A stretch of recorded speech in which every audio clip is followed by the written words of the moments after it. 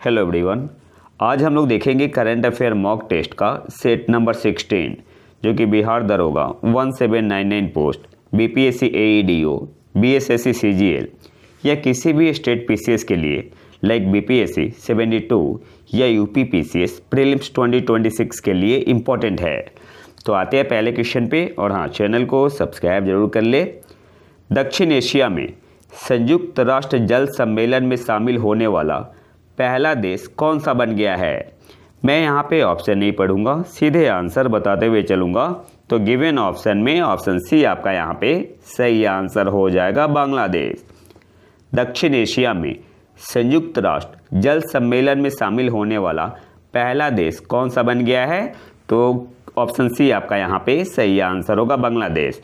और अगर ओवरऑल बात करें तो बांग्लादेश 56 नंबर का देश बना है और दक्षिण एशिया में पहला देश बना है जो शामिल हुआ है संयुक्त राष्ट्र जल सम्मेलन में। अब यहाँ से कुछ इंपॉर्टेंट पॉइंट देख लेते हैं। बांग्लादेश संयुक्त राष्ट्र जल सम्मेलन में शामिल होने वाला पहला दक्षिण एशियाई देश बन गया जिसका उद्देश्य सीमा पार जल प्रशासन को मजबूत करना है। जो आपका यूएन वाटर कन्वेंशन है, संयुक्त राष्ट्र जल सम्मेलन, इसे आधिकारिक तौर पर convention on the protection and use of transboundary watercourse and international lakes कहा जाता है। संयुक्त राष्ट्र जल सम्मेलन को आधिकारिक तौर पर सीमा पार जल मार्गों और अंतर्राष्ट्रीय झीलों के संरक्षण और उपयोग पर सम्मेलन कहा जाता है। और ये जो आपका है संयुक्त राष्ट्र जल सम्मेलन 1992 में हेलसिंकी में स्वीकृत, यह कन्वेंशन 1996 में, ये इम्पॉर्टेंट है, 1996 में यूएनईसीई यूरोप के लिए संयुक्त राष्ट्र आर्थिक आयोग के तहत लागू हुआ था। शुरुआत में ये आपका रीजनल था, क्षेत्रीय था, मतलब केवल यूरोपियन यूनियन देश के लिए था। लेकिन 2016 से यह सभी संयुक्त राष्ट्र सदस्य देशों के लिए खुला हो गया। तो ये सारे की पॉइंट है, आपसे एग्जाम में कहीं से भी क्वेश्चन पूछ सकता है या स्टेटमेंट बेस्ड क्वेश्चन में आपको ये मिल सकता है। अगले क्वेश्चन पे आते हैं। किस संगठन ने COP30 के लिए जलवायु स्थिति अद्यतन state of the climate update for COP13 जारी किया? तो गिवन ऑप्शन में ऑप्शन है आपका यहाँ पे सही आंसर होगा, WMO वर्ल्ड मेट्रोलॉजिकल ऑर्गेनाइजेशन। किस संगठन ने state of the climate update for COP30 जारी किया? तो WMO ऑप्शन है आपका यहाँ पे सही आंसर होगा। अब इस रिपोर्ट में क्या क्या है वो हम लोग यहाँ पे देखेंगे, जो इम्पोर्टेंट की पॉइंट है। इस रिपोर्ट में बताया गया है जो आपका state of the climate update for COP30 है, जिसे किस संगठन ने जारी किया? WMO ने। तो इसमें बताया गया है the year 2025 is on track to be the second या थर्ड वार्मेस्ट ऑन रिकॉर्ड। किसने जारी किया है? WMO जारी किया है। और ये रिपोर्ट जो आपका तैयार हुआ है, तो जो आपका 13th conference of party to the United Nation framework convention on climate change होने वाला है। तो COP30 आपका कहाँ पे होने वाला है? बेलेम, ब्राज़ील में, ही याद रखना है। तो इससे पहले आपका ये रिपोर्ट जारी हुआ है state of the climate update for COP30। इस रिपोर्ट में आपका ये बताया गया है कि जो पास्ट 11 ईयर है 2015 से 2025 are said to be the warmest on record with each year surpassing previous temperature high. मतलब हर एक साल जो टेम्परेचर है क्या है? राइज कर रहा है। तो जो पास्ट 11 ईयर है 2015 से 2025 तक, मतलब ग्राफ ऐसे जा रहा है, टेम्परेचर आपका हर एक साल बढ़ रहा है। According to the report, concentration of the 3 की greenhouse gas in the atmosphere, carbon dioxide, methane and nitrous oxide, laughing gas भी इसे बोलते हैं, reached record high observe level in 2024। तो इस रिपोर्ट में बताया गया है according to the WMO world meteorological organization, जो CO2 कॉन्सेंट्रेशन है आपका एटमॉस्फेयर में, ये कितना पहुंच गया है 2024 में? तो 423.9 ppm। और यहाँ पे ppm का मतलब क्या हुआ? Parts per billion. ppm का मतलब क्या हुआ? Parts per billion. Marking a record annual increase of 3.5 ppm। तो यहाँ से आपसे पूछ सकता है according to the WMO the CO2 concentration in the atmosphere is how much in 2024, तो आंसर क्या होगा 423.9 ppm। ppm का मतलब क्या हुआ, पार्ट्स पर बिलियन। अगले क्वेश्चन पे आते हैं, किस राज्य सरकार ने नवंबर 2025 में कुष्ठ रोग को एक अधिसूचित रोग घोषित किया है, तो महाराष्ट्र की सरकार ने, ऑप्शन सी आपका यहाँ पे सही आंसर होगा। किस राज्य सरकार ने नवंबर 2025 में लिप्रोसी यानी कुष्ठ रोग को एक अधिसूचित रोग घोषित किया है, तो महाराष्ट्र की सरकार ने। और महाराष्ट्र का जो एम है वो क्या है, तो महाराष्ट्र को लिप्रोसी फ्री बनाना, महाराष्ट्र को कब तक, 2027 तक। अगले क्वेश्चन पे आते हैं, the one cricket my life and more किस भारतीय क्रिकेटर की आत्मकथा है, या द वन भी आ सकता है, आपसे एग्जाम में पूछ सकता है केवल, तो किसकी आत्मकथा है, शिखर धवन की। ऑप्शन बी आपका यहाँ पे सही आंसर होगा। The one cricket my life and more किस भारतीय क्रिकेटर की आत्मकथा है, तो शिखर धवन की है। ऑप्शन बी आपका यहाँ पे सही आंसर होगा, आप यहाँ पिक्चर में देख सकते हैं। अगले क्वेश्चन पे आते हैं, और हाँ, अगर आपको पीडीएफ चाहिए तो आप हमारे टेलीग्राम चैनल प्रतीक IQ करंट अफेयर को ज्वाइन कर सकते हैं। अगले क्वेश्चन पे आते हैं, किस मंत्रालय ने राष्ट्रव्यापी अभियान, नाम क्या है, स्वस्थ नारी सशक्त परिवार अभियान के तहत 3 गिनीज वर्ल्ड रिकॉर्ड खिताब हासिल किए हैं, तो गिवन ऑप्शन में ऑप्शन डी आपका यहाँ पे सही आंसर होगा। स्वास्थ्य और परिवार कल्याण मंत्रालय ने, किस मंत्रालय ने राष्ट्रव्यापी अभियान स्वस्थ नारी सशक्त परिवार अभियान के तहत 3 गिनीज वर्ल्ड रिकॉर्ड खिताब हासिल किए हैं, तो कौन सा मंत्रालय है, ऑप्शन डी आपका यहाँ पे सही आंसर होगा, स्वास्थ्य और परिवार कल्याण मंत्रालय। अब यहाँ से कुछ इंपॉर्टेंट पॉइंट देख लेते हैं। जो आपका कैंपेनिंग था ये आपका कंडक्ट हुआ नेशन वाइड, मतलब पूरे देश में, कब से कब तक, 17 सितंबर से 2 अक्टूबर 2025 तक ड्यूरिंग पोषण माह। और जो 3 गिनीज वर्ल्ड रिकॉर्ड खिताब हासिल किए हैं स्वास्थ्य और परिवार कल्याण मंत्रालय ने, किस अभियान के तहत, तो स्वस्थ नारी सशक्त परिवार अभियान। तो कौन से हैं, तो जो 3 टाइटल दिया गया है, पहला आपका है most people registered for a health care platform in 1 month, कितना, 3.21 crore. Most people sign up for the breast cancer screening online in 1 week, कितना, 9.94 लाख। डाटा याद रखना है, डाटा पूछ सकता है। तीसरा आपका है most people to sign up for vital sign screening online in 1 week state level, तो ये कितना है, 1.25 लाख। तो ये भी इंपॉर्टेंट है, ये भी स्टेटमेंट बेस्ड में आपका पूछ सकता है। अगले क्वेश्चन पे आते हैं, किसने इंड क्यूए पेश किया है, जो एक अग्रणी बेंचमार्क है, जो यह परीक्षण करने के लिए डिजाइन किया है कि कृत्रिम बुद्धिमत्ता यानी आर्टिफिशियल इंटेलिजेंस प्रणालियां भारत की विविध भाषाओं, सांस्कृतिक बारीकियों और संदर्भों को कितनी प्रभावी ढंग से समझती है। तो इंड क्यूए किसने पेश किया है, ओपन AI ने। ऑप्शन ए आपका यहाँ पे सही आंसर होगा।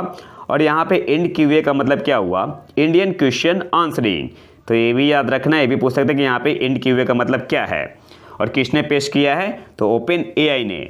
और इसमें 12 इंडियन लैंग्वेज आपका है, जो आपका इंड क्यूए है, तो कितना इंडियन लैंग्वेज है इसमें, तो 12 है, 12 इंडियन लैंग्वेज। कौन कौन सा है, तो आपका बंगाली हो गया, इंग्लिश है, हिंदी है, कन्नड़ है, मराठी है, ओडिया है, तेलुगु है, गुजराती है, मलयालम है, पंजाबी है और तमिल है। और 10 कल्चरल डोमेन है, ये भी याद रखना है, 10 आपका कल्चरल डोमेन है, तो ये भी एक्स्ट्रा पॉइंट आपको याद रखना है। अगले क्वेश्चन पे आते हैं, हाल ही में कौन सा देश एक पूरी पीढ़ी के लिए धूम्रपान पर प्रतिबंध लगाने वाला पहला राष्ट्र बना है, तो आपका मालदीव है। ऑप्शन बी आपका यहाँ पे सही आंसर होगा। हाल ही में कौन सा देश एक पूरी पीढ़ी के लिए धूम्रपान पर प्रतिबंध लगाने वाला पहला राष्ट्र बना है, तो ऑप्शन बी आपका यहाँ पे सही आंसर होगा, मालदीव। इसमें कहा गया है कि 1 जनवरी 2007 या उसके बाद जन्मे किसी भी व्यक्ति को देश में सिगरेट या कोई अन्य तंबाकू उत्पाद खरीदने, इस्तेमाल करने या बेचे जाने पर अस्थायी रूप से प्रतिबंध लगा दिया गया है। अगले क्वेश्चन पे आते हैं, कौन सा भारतीय राज्य BWF यानी बैडमिंटन विश्व महासंघ विश्व जूनियर चैंपियनशिप 2025 का मेजबान है, तो आपका गिवन ऑप्शन में ऑप्शन सी आपका यहाँ पे सही आंसर होगा। गुवाहाटी असम में हुआ है, तो ऑप्शन सी आपका यहाँ पे सही आंसर होगा। कौन सा भारतीय राज्य BWF विश्व जूनियर चैंपियनशिप 2025 का मेजबान है? तो कौन सा राज्य है आपका? असम है। ऑप्शन सी आपका यहाँ पे सही आंसर होगा। और ये दूसरी बार इंडिया होस्ट कर रहा है। इससे पहले इंडिया ने होस्ट किया था 2008 में, ये आपका पुणे में हुआ था शायद। तो इससे पहले कब होस्ट किया था? तो 2008 में। और इस बार असम कर रहा है गुवाहाटी 2025 में।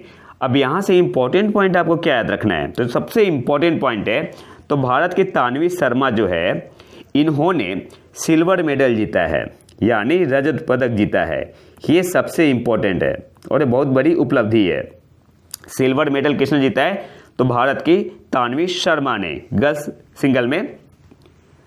और ये किनसे हार गई? तो थाईलैंड की है अन्यापत फिचितप्रिचासाक, अजीब सा नाम है। थाईलैंड की है अन्यापत फिचितप्रिचासाक। और फाइनल में इन्होंने हरा दिया किसे? भारत की तानवी शर्मा को। तो तानवी शर्मा ने क्या जीता है? Silver medal. और गोल्ड मेडल किसने जीता? तो थाईलैंड की अन्यापत फिचितप्रिचासाक ने गोल्ड मेडल जीता। इससे पहले साइना नेहवाल ने 2008 में इंडियन गोल्ड में स्वर्ण पदक जीता था। इसके बाद किसी ने नहीं जीता। इस बार तानवी शर्मा के पास मौका था, लेकिन फाइनल वो हार गई और उन्हें सिल्वर मेडल से संतुष्ट होना पड़ा, यानी रजत पदक से। अगर मिक्स्ड टीम की बात करें तो जो इंपॉर्टेंट है वही देखेंगे। चाइना ने सबसे ज़्यादा परफॉर्म किया, हमेशा करता है। तो मिक्स्ड टीम में गोल्ड किसने जीता है? चाइना ने जीता। सिल्वर इंडोनेशिया ने जीता और ब्रोंज जीता है इंडिया और जापान ने। अगर गर्ल्स सिंगल की बात करें, महिला एकल की, तो गोल्ड किसने जीता? तो अभी मैंने बताया था थाईलैंड की है अन्यापत फिचितप्रिचासाक। और सिल्वर किसने जीता है? तानवी शर्मा ने। तो ये बहुत ही इंपॉर्टेंट है। और बॉयज़ सिंगल में गोल्ड किसने जीता? लिu यांग मिंग यू, जो कि चीन के हैं। तो सबसे इंपॉर्टेंट आपको बस वही याद रखना है कि भारत की तानवी शर्मा ने गर्ल्स सिंगल में सिल्वर मेडल जीता। हालांकि इनके पास मौका था गोल्ड जीतने का, और ये साइना नेहवाल का रिकॉर्ड तोड़ दी, क्योंकि अब तक केवल साइना नेहवाल ने इसमें गोल्ड मेडल जीता है 2008 में। अगले क्वेश्चन पे आते हैं। भारत में राष्ट्रीय पोषण सप्ताह नेशनल न्यूट्रिशन वीक कब मनाया जाता है? तो भारत में जो नेशनल न्यूट्रिशन वीक है, ये आपका 1 से 7 सितंबर को मनाया जाता है। तो गिवन ऑप्शन में ऑप्शन ए आपका यहाँ पे सही आंसर होगा। भारत में राष्ट्रीय पोषण सप्ताह कब मनाया जाता है? 1 से 7 सितंबर। इसके अलावा 2025 की थीम क्या है? सबसे इंपॉर्टेंट है, आपसे पूछ सकता है। Eat right for a better life. 2025 की थीम क्या है नेशनल न्यूट्रिशन वीक की? Eat right for a better life. और किस पे फोकस है? तो फोकस आपका है reducing sugar salt on oil in one's diet. तो ये भी याद रखना है। अगले क्वेश्चन पे आते हैं। भारत समुद्री सप्ताह इंडिया मैरीटाइम वीक 2025 का विषय क्या है? तो गिवन ऑप्शन में ऑप्शन सी आपका यहाँ पे सही आंसर होगा। Uniting ocean one maritime vision. Hindi में बोले तो महासागरों का एकीकरण, एक समुद्री दृष्टिकोण। इंडियन मैरीटाइम वीक 2025 का थीम क्या है? Uniting oceans one maritime vision. Option C आपका यहाँ पे सही आंसर होगा। अब यहाँ से जितने भी इंपॉर्टेंट पॉइंट है वो देख लेंगे। तो जो भारतीय समुद्री सप्ताह 2025 है, कब से कब तक मनाया गया? 27 से 31 अक्टूबर 2025। कहाँ पे? तो मुंबई में। किसके द्वारा आयोजित था? तो भारतीय बंदरगाह संघ द्वारा आयोजित और बंदरगाह पोत परिवहन एवं जल मार्ग मंत्रालय की मेजबानी में आयोजित किया गया।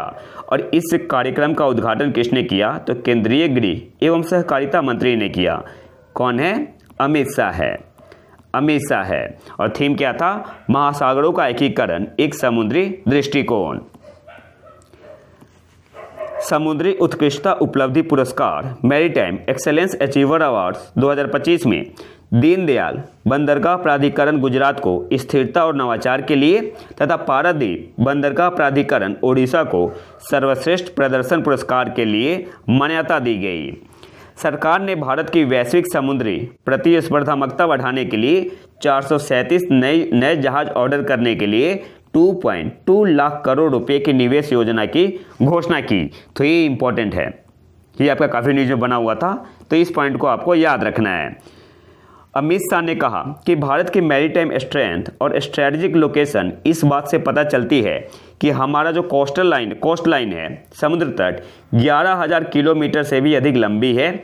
13 तटीय राज्य और केंद्र शासित प्रदेशों के साथ जीडीपी में लगभग 60% योगदान हमारे मैरीटाइम राज्यों का है। तो ये इंपॉर्टेंट है, ये आपका की पॉइंट है, यहाँ से आपसे एग्जामिनेशन पूछ सकता है डाटा के फॉर्म में। उन्होंने कहा कि 23.7 लाख वर्ग किलोमीटर का EEZ एक्सक्लूसिव इकोनॉमिक जोन दुनिया भर के निवेशकों और मैन्युफैक्चरर्स को आकर्षित करता है और लगभग 800 मिलियन की आबादी इन मैरीटाइम स्टेट्स में बसती है। इसके अलावा अमित शाह ने कहा कि इंडियन ओशियन रीजन के 38 देश ग्लोबल एक्सपोर्ट्स में लगभग 12% का योगदान देते हैं। तो ये सारे इंपॉर्टेंट पॉइंट है, आपसे डाटा बेस्ड क्वेश्चन में पूछ सकता है। अगले क्वेश्चन पे आते हैं। जेनिस जेन, देखो यहाँ पे इसे मैंने ट्रांसलेट किया था गूगल से, तो टीजन लिखा हुआ आया, लेकिन टी साइलेंट होता है। अब आप इसे जैसे ही प्रोनाउंस करो। जेनिस जेन ने 2025 चेन्नई ओपन फाइनल में ऑस्ट्रेलिया की किम्बरली बिरेल को हराकर WTA टूर खिताब जीता। वह किस देश से है? अच्छा देखो, एक आपका होता है WTA, एक आपका होता है ATP। तो WTA का मतलब क्या हुआ? वुमेन्स टेनिस एसोसिएशन, तो ये आपका वुमेन्स के लिए है, महिलाओं के लिए है। और एक आपका होता है ATP, तो चेन्नई ओपन ATP जो हुआ था ये आपका फरवरी में हुआ था, और ये आपका जो WTA है ये आपका अभी हुआ है रिसेंट में, ठीक है। तो टेनिस जेन किस देश की है? इंडोनेशिया की है। ऑप्शन बी आपका यहाँ पे सही आंसर होगा। जेनिस जेन ने 2025 चेन्नई ओपन फाइनल में ऑस्ट्रेलिया की किम्बरली बिरेल को हराकर WTA टूर खिताब जीता। वह किस देश से है? तो इंडोनेशिया। ऑप्शन बी आपका यहाँ पे सही आंसर होगा। अब यहाँ से कुछ इंपॉर्टेंट पॉइंट देख लेते हैं। Janice Tjen is the first Indonesian to win a WTA tour title since 2002। तो इससे पहले इंडोनेशिया की एक खिलाड़ी थी महिला, एंजेलिक विडजाचा, इन्होंने 2002 में जीता था बाली ओपन में WTA, और 2002 के बाद किसने फिर जीता है? किसने? जेनिस जेन ने, ठीक है। किस देश की है? इंडोनेशिया की है। और अगर बात करें ATP की, तो देखो ATP जो आपका होता है ना, ATP association of tennis professional, ये आपका गवर्न करता है मेंस प्रोफेशनल टेनिस को, और जो WTA होता है वुमेन्स टेनिस एसोसिएशन, ये आपका गवर्न करता है वुमेन्स प्रोफेशनल टेनिस को। ओवरऑल हमने देख लिया WTA और ATP, ज़्यादा डिप में नहीं गए हैं। और अगर बात करें तो पुरुषों में किसने जीता था? तो ये आपका हुआ था फरवरी 2025 में हुआ था, पुरुषों के लिए हुआ था फरवरी 2025 में चेन्नई ओपन। तो इसमें फ्रांसीसी टेनिस खिलाड़ी काइडियन जैकवेट ने फाइनल में स्वीडन के एलियास अमेर को 7-6, 6-4 से हराकर 2025 चेन्नई ओपन पुरुष एकल का खिताब जीता था। अगले क्वेश्चन पे आते हैं। कौन सा शहर सफाई कर्मचारियों को नाश्ते के लिए प्रत्यक्ष वित्तीय सहायता प्रदान करने वाला भारत का पहला शहर बन गया है? तो कौन सा शहर है? बेंगलुरु है। ऑप्शन डी आपका यहाँ पे सही आंसर होगा। कौन सा शहर सफाई कर्मचारियों को नाश्ते के लिए प्रत्यक्ष वित्तीय सहायता प्रदान करने वाला भारत का पहला शहर बन गया है? तो बेंगलुरु। ऑप्शन डी आपका यहाँ पे सही आंसर होगा। अब यहाँ से कुछ इंपॉर्टेंट पॉइंट देख लेते हैं। बेंगलोर जल आपूर्ति एवं सीवरेज बोर्ड ने 700 से ज़्यादा सफाई कर्मचारियों को 1500 रुपये का मासिक भत्ता देने के लिए अन्नपूर्णा योजना शुरू की है। यह राशि एक्सिस बैंक द्वारा संचालित स्मार्ट कार्ड में डाली जाएगी, जिसका उपयोग कर्मचारी अपनी पसंद के खाद्य दुकानों से भोजन खरीदने के लिए कर सकते हैं। और बेंगलुरु भारत का पहला शहर बन गया है जो सफाई कर्मचारियों को नाश्ते के लिए प्रत्यक्ष वित्तीय सहायता प्रदान करता है। अगले क्वेश्चन पे आते हैं। किस राज्य सरकार ने राज्य के बाहर निधन होने वाले लोगों के परिवहन के लिए श्रद्धांजलि योजना शुरू की है? तो असम की सरकार ने। ऑप्शन ए आपका यहाँ पे सही आंसर होगा। किस राज्य सरकार ने राज्य के बाहर निधन होने वाले लोगों के परिवहन के लिए श्रद्धांजलि योजना शुरू की है? तो असम की सरकार ने। ऑप्शन ए आपका यहाँ पे सही आंसर होगा। और ये बहुत ही अच्छा पहल है। अगले क्वेश्चन पे आते हैं। 2025 वैश्विक शांति सूचकांक ग्लोबल पीस इंडेक्स में भारत का स्थान क्या है? तो भारत इसमें 115वें स्थान पे है। 115वें स्थान पे है। ऑप्शन बी आपका यहाँ पे सही आंसर होगा। 2025 ग्लोबल पीस इंडेक्स में भारत का स्थान क्या है? तो 115। ऑप्शन बी आपका यहाँ पे सही आंसर होगा। अब यहाँ से कुछ इंपॉर्टेंट पॉइंट देख लेते हैं। जो आपका ग्लोबल पीस इंडेक्स 2025 आया हुआ है, इसे किसने रिलीज किया है? तो Institute for Economics and Peace ने। ये इंपॉर्टेंट है, ये भी आपसे पूछ सकता है, किसने रिलीज किया? Institute for Economics and Peace, IEP इसे शॉर्ट में बोलते हैं। और इस रिपोर्ट में बताया गया है कि जो वैश्विक शांति का औसत स्तर है यह 0.36% तक बिगड़ गया है। टॉप पे कौन रहा था? तो 2008 से ही आपका टॉप पे है आइसलैंड। 2008 से ही टॉप पे कौन है? आइसलैंड है। भारत की रैंक इसमें कितनी रही है? तो भारत की रैंक है 115 वैश्विक स्तर पे। और भारत का जो ग्लोबल पीस इंडेक्स स्कोर है, GPI स्कोर है, वो कितना है? 2.229। ये भी आपको याद रखना है। भारत की रैंक थी 2024 में 116, 2023 में 126, 2020 में 139, 2019 में कितनी थी? 141। तो मतलब भारत इंप्रूव कर रहा है काफ़ी अच्छा। टॉप पे कौन है आपका? तो टॉप पे आपका है आइसलैंड है, पहले स्थान पे है। स्कोर कितना है? 1.095 है। सेकंड पे आपका आयरलैंड 1.260 है। मतलब जितना कम स्कोर है उतना बेस्ट है। न्यूजीलैंड आपका तीसरे स्थान पे है, चौथे स्थान पे ऑस्ट्रिया और पांचवें पे है स्विट्जरलैंड। अच्छा, सबसे नीचे कौन है? तो सबसे आखिरी पे है, मतलब सबसे खराब कौन है? तो रसिया है। रसिया आखिरी पोजीशन पे है 163 और रसिया का स्कोर है 3.441। और रसिया के बाद सबसे खराब कौन है? तो 162 नंबर पे है यूक्रेन। बांग्लादेश की रैंक 123, पाकिस्तान 144 है, अफगानिस्तान 158 और भारत कितनी है? 115। अगले क्वेश्चन पे आते हैं। रूबिन फोर्टुनेट जाफिसंबो को किस देश का प्रधानमंत्री नियुक्त किया गया है? थोड़ा सा नाम अजीब है। तो मेडागास्कर, ऑप्शन सी आपका यहाँ पे सही आंसर होगा। रूफिन फोर्टुनेट जाफिसंबो को किस देश का प्रधानमंत्री नियुक्त किया गया है? तो मेडागास्कर, ऑप्शन सी आपका यहाँ पे सही आंसर होगा। अगले क्वेश्चन पे आते हैं। Gujarat international finance tech city, gift city बोलते हैं, ग्लोबल फाइनेंशियल सेंटर्स इंडेक्स के 38वें एडिशन में, यहाँ पे 38 का मतलब हुआ 38वां एडिशन में किस स्थान पे है? तो जो आपका 38वां एडिशन आया हुआ है ग्लोबल फाइनेंशियल सेंटर्स इंडेक्स का, तो इसमें जो गिफ्ट सिटी है ये आपका 43वें स्थान पे है, 43rd, ठीक है, 43वें स्थान पे है। तो ऑप्शन डी आपका यहाँ पे सही आंसर होगा।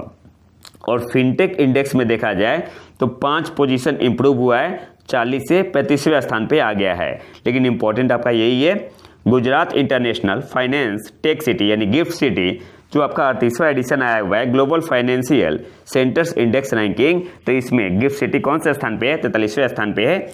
ऑप्शन डी आपका यहाँ पे सही आंसर होगा। और यह सूचकांक कारोबारी माहौल, बुनियादी ढांचे, मानव पूंजी, ह्यूमन कैपिटल, वित्तीय क्षेत्र के विकास और प्रतिष्ठागत लाभ जैसे मानदंडों के आधार पर वित्तीय केंद्रों का मूल्यांकन करता है। अगले क्वेश्चन पे आते हैं। हाल ही में अंतर्राष्ट्रीय प्रवासन outlook, international migration outlook 2025 report किस संगठन द्वारा जारी की गई? तो आर्थिक सहयोग और विकास संगठन, OECD। ऑप्शन बी आपका यहाँ पे सही आंसर होगा। अब यहाँ पे सबसे पहले हम लोग देखेंगे OECD के बारे में। तो जो आपका OECD है इसकी स्थापना कब हुई थी? 1961 में। तो फाउंडेड इन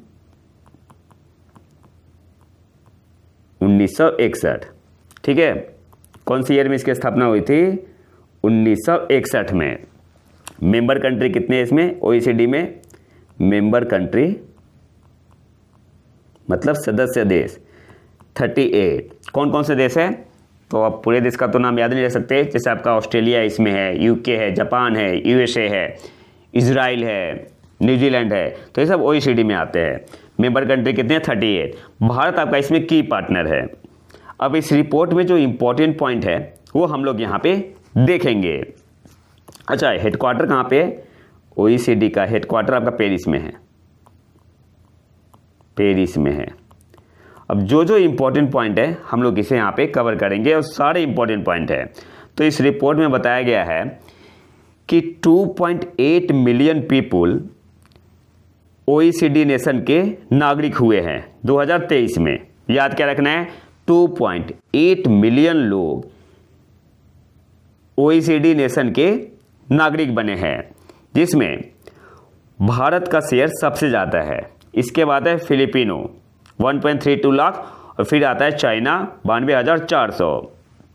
इंडिया का कितना है, तो इंडिया का 2021 में था 2.06 लाख, 2022 में था 2.14 लाख, और 2023 में कितना हो गया, जो सबसे इंपॉर्टेंट है 2.25 लाख, 2.25 लाख, ये सबसे इंपॉर्टेंट है।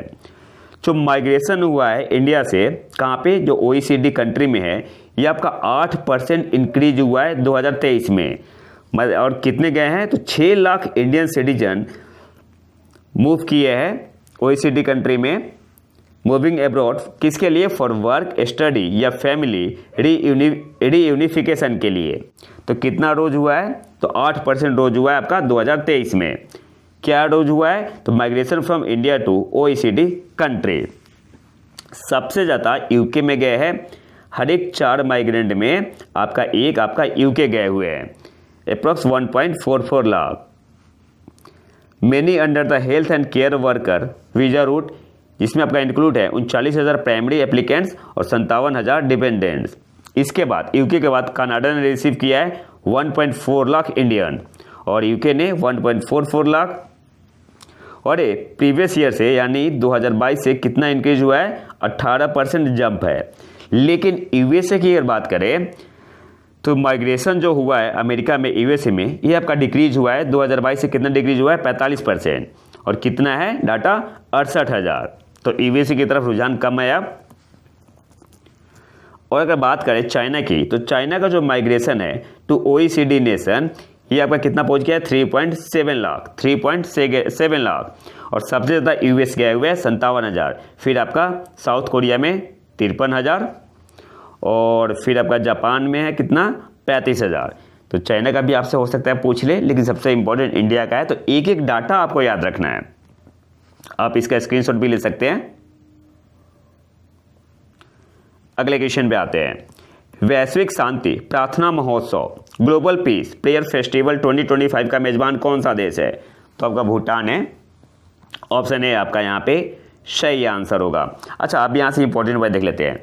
भारत ने जो आपका ग्लोबल पीस प्रेयर फेस्टिवल 2025 का मेजबान देश है भूटान, तो भारत ने सद्भावना उपहार दिया है। और उपहार कौन सा है, सद्भावना उपहार, भगवान बुद्ध के पवित्र अवशेष।